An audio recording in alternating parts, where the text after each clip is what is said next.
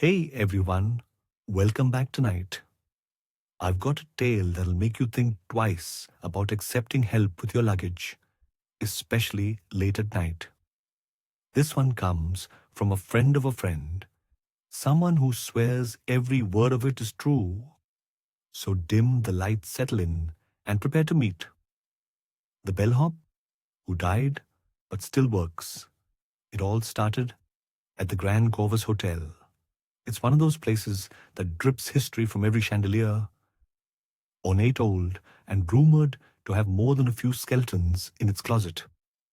My friend's friend, we'll call him Mark, was there for a conference. He arrived late around 11 p.m., exhausted after a delayed flight.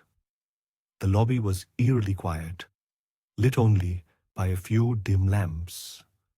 The air felt heavy, thick with the kind of stillness that makes the hairs on your arms stand up. Mark checked in, got his key, and turned to find a bellhop already waiting.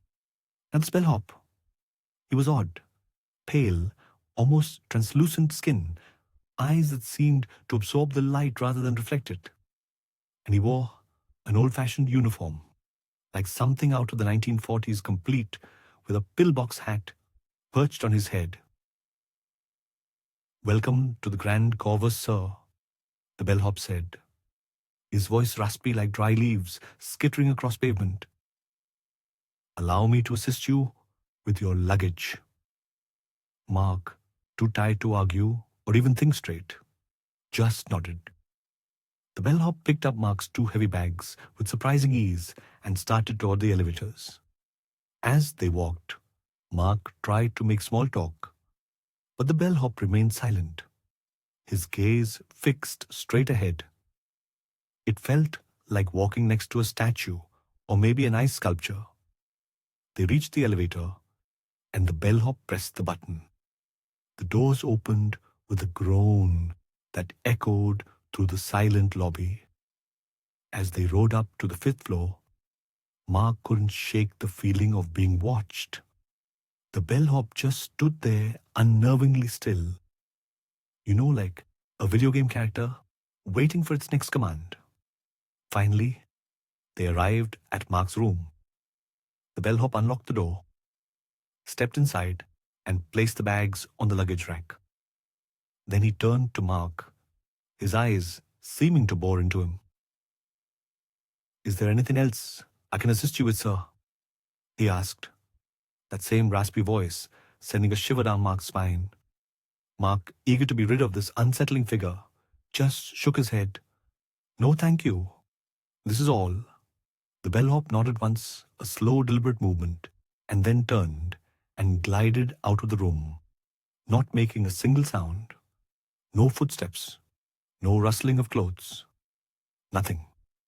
Mark closed the door and leaned against it, letting out a breath he didn't realize he'd been holding. He chalked it up to exhaustion and tried to dismiss the bellhop as just an eccentric employee. He unpacked, took a shower, and tried to relax. The next morning at the conference, Mark recounted the experience to some of his colleagues. He described the bellhop, the old uniform, the unsettling silence.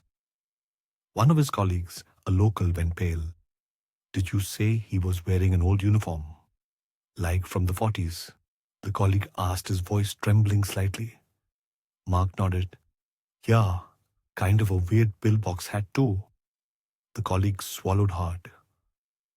"Mark, there's a story about this hotel back in the 40s. A bellhop died in the elevator. Crushed. They say his ghost still roams the halls, helping guests with their luggage. They also say he can't leave the hotel.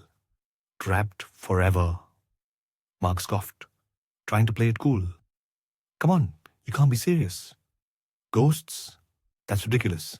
But the colleague insisted. He even pulled up an old newspaper article on his phone detailing the tragic accident. There was a picture of the bellhop, young and smiling, but undeniably the same man who had escorted Mark to his room the night before. That night, Mark couldn't sleep. Every creak of the hotel, Every whisper of the wind outside his window sounded like footsteps. He kept seeing that pale face, those light-absorbing eyes. He tossed and turned. The newspaper photo burned into his mind. Around 3 a.m., he heard a soft knock on his door. Mark froze, his heart pounding in his chest. He didn't answer louder this time, more insistent. He squeezed his eyes shut, praying it would go away. Then he heard the raspy voice just on the other side of the door. "Sir, I noticed you left your briefcase in the lobby. I brought it up for you." Mark didn't move. He didn't breathe. He just lay there, paralyzed with fear. After what felt like an eternity, the knocking stopped. The voice was gone. Silence. The next morning, Mark checked out of the Grand Corvus Hotel. He didn't even bother with the conference. He just grabbed his bags and ran, never looking back. He later confirmed with the front desk that there was no record of any bellhop on duty that night. And the briefcase, he never owned one. To this day, Mark refuses to stay in old hotels. He can still see that bellhop's face in his nightmares. He still hears that raspy voice whispering in the dark. So, the next time you're traveling and a bellhop offers to help you with your bags, take a good look. Make sure they're really alive.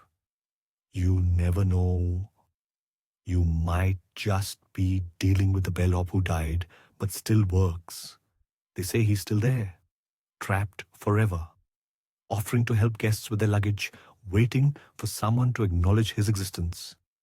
Remember this, some doors are better left unopened, and sometimes silence is the loudest warning. And if you ever find yourself at the Grand Corvus Hotel, don't accept the help. If you liked the story, give the video a like and subscribe for more spooky tales. Also, let me know in the comments if you've ever had a creepy hotel experience. Until next time, sleep tight and don't let the bellhop bite.